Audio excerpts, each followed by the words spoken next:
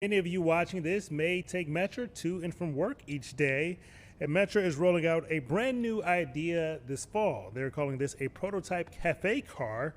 It's part of a Metra's push to kind of improve the rider experience and even attract some new passengers. We're joined now by Meg Thomas-Reile from Metra. Thanks so much for being here. You're welcome. Happy Monday. Happy Monday to you as well. So I want to start with what inspired Metra to test out this cafe car for commuters, and what exactly does it consist of? Um, when we do customer satisfaction surveys and such, this is an amenity that a long time ago, say like 20 years ago, and for a long time before that, there were what that were called bar cars on some of our lines.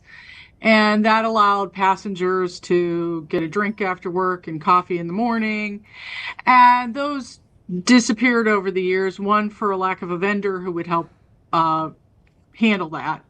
But also those cars needed to go out and be rehabilitated to keep them in service. Anyway, so that disappeared over time. And it's one of the things that we talk to people about. And they, expressed some interest in it. And we're also, post-COVID, we're looking for ways to attract more riders, improve the customer experience. So we started looking into trying something like this. So what it consists of is we took half of a regular Metra car, we took out the seats, we took out the upper deck, and we replaced the seats with a bar area where where coffee and snacks could be served, and tables and stools for people to sit down. So it makes it more into basically a cafe experience versus just sitting there zoned into in your own zone for your commute. So we're just trying this out to see if customers like it, what they'd like to see with it. And if they're interested in using it. That's why it's called a prototype. So we're going to be rotating it on several of our lines through October and November, and see what the response is. And Meg, you guys decided to start this with the Rock Island line. Why that one Correct. specifically, and what other One lines thing are about being the Rock considered? Island that makes it different than some of these other lines that we're going to put it on is we own it completely. We control all the traffic on it. That's tends to be if we're experimenting with something, new equipment, whatever, new service plan, we try it out there because we have ultimate control over more parameters. Whereas the other lines, like the next line's going on the BNSF to Aurora, we don't own that. That's operated under a purchase of service agreement with the BNSF. So we don't have complete control over that, but it's also our highest ridership line. And that's where we're likely to get a good, most response. We're really looking for customers to tell us what they think of it. Because if we're going to go and reconfigure cars and enter into a contract with a vendor to provide this service for our passengers, we need to know what they want. We need to know if they want it at all.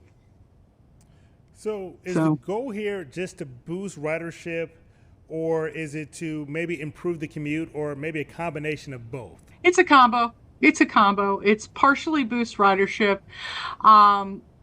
but because it's making it a more attractive and relaxing way to go. But it's also to provide an amenity for our current customers that we think they would enjoy, and to make this, their experience better, which always translates into saying, oh yeah, it's a great way to go. So to encourage other people to come on. So you've mentioned that rider feedback is going to be very key in this process. What does success look like, and how are you guys judging success in terms of if you want to roll this out to other lines in the future? I think it's that we are, when you go into the cafe car, you're going to be asked to fill out a survey, and then we're going to be provided with free snacks and stuff. The survey is going to consist of, what do you think of the amenity as it exists? What type of, beverages, whatever would you like to see on board? Do you really think this is the way we should be going? I mean, the commute has changed also since the pandemic, but also in the past 20 years as we've all got our electronic devices. As a longtime Metra rider myself, there used to be many more occasions where people just sat down because we are very much creatures of habit. We get on the same car every day. We sometimes end up in the same seat every day. And there were social groups that formed on Metra. And that's kind of encouraging that again. But as as the world transitioned to electronic devices, people are more shut off from each other than they've ever been. So this is kind of encouraging more of a community aspect as well. I imagine you've spoken to some riders in advance of this. Could you provide any insight into some of the amenities that they've actually been asking for? Well, the biggest amenity people want are more service or more room on the trains. So in this case, where we are experimenting, we want to assure riders, especially if it's on a crowded run in the morning, we're adding the car, not taking away a car. So you will, if you don't want to participate or don't want to see it, you can get on you'll have a seat where you normally sit.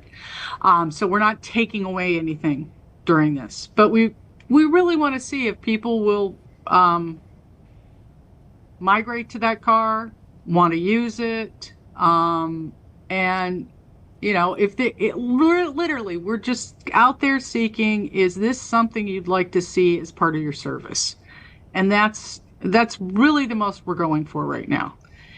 We did do a small pop-up earlier this year at LaSalle Street Station, and it was a combo effort with the Active Transportation Alliance to go in and look at this for people to give a look. That feedback from that crowd was very positive, but that is a very transit-centric crowd, and we want to extend it to our regular riders. Not that the transit-centric crowd is not a regular rider, but they're a segment of ridership, right. And we want to make sure that the whole ridership has a chance to be exposed to this and get some feedback. Meg, you've mentioned that this is a pilot that's going to be starting with the Rock Island line starting tomorrow. What's the timeline for the decision on potentially expanding this? Don't really have a timeline yet. I mean, as you understand, we're also dealing with a fiscal crisis for public transit as a whole in the region.